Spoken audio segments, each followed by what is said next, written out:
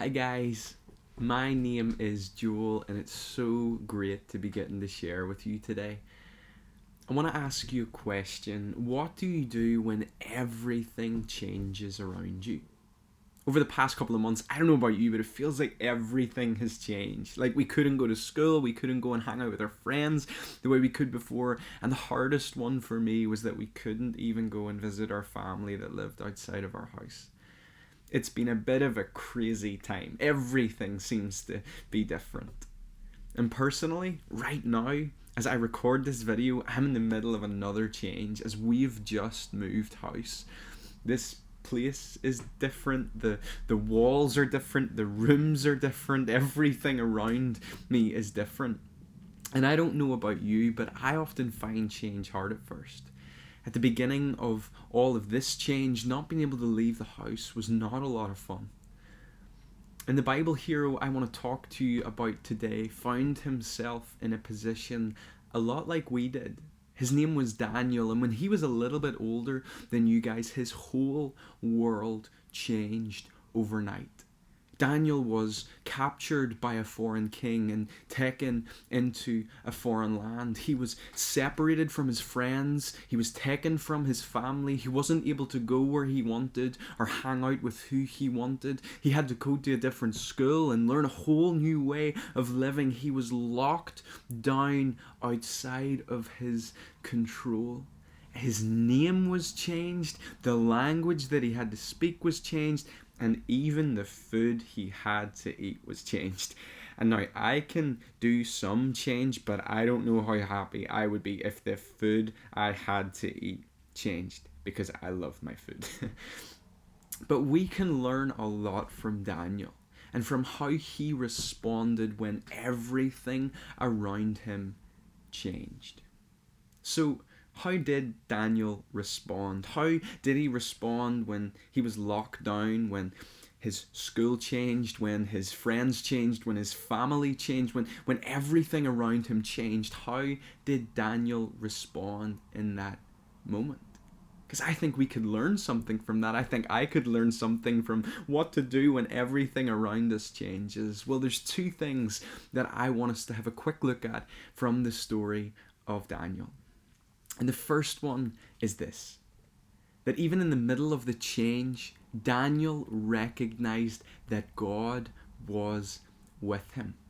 Even though everything around him had changed, there was one thing that hadn't: that God was with him and that God was in him. He knew that although everything was changing, God was not going anywhere. God had made his home inside of Daniel's heart so that wherever Daniel went, God went too.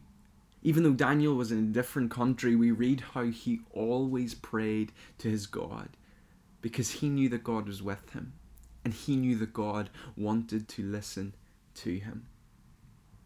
And so that means that right now, we know that if we have received Jesus into our hearts, that he is with us. Wow.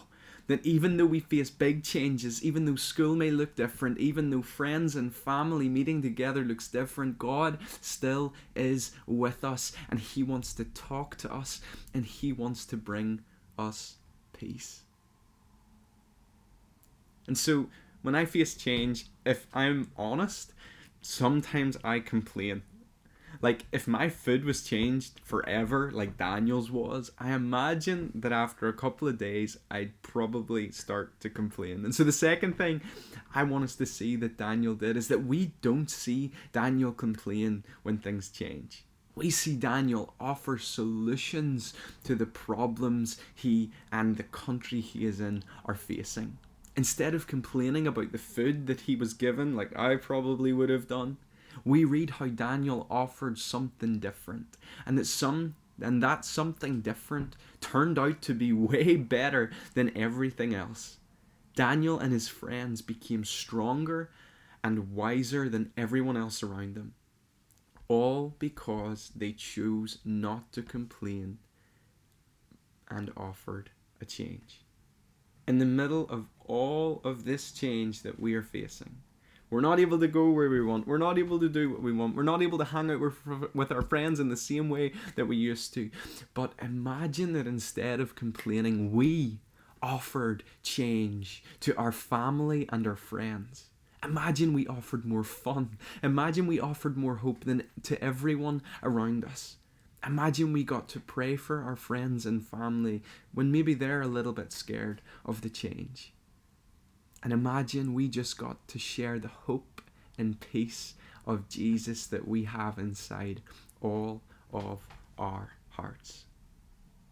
So as we move forward, in the middle of a whole lot of change, I want you to remember these two things from Daniel's life. God is with you. God is with us. No matter where we are, no matter where we find ourselves, or no matter where we are going, God is with us. He is in our hearts.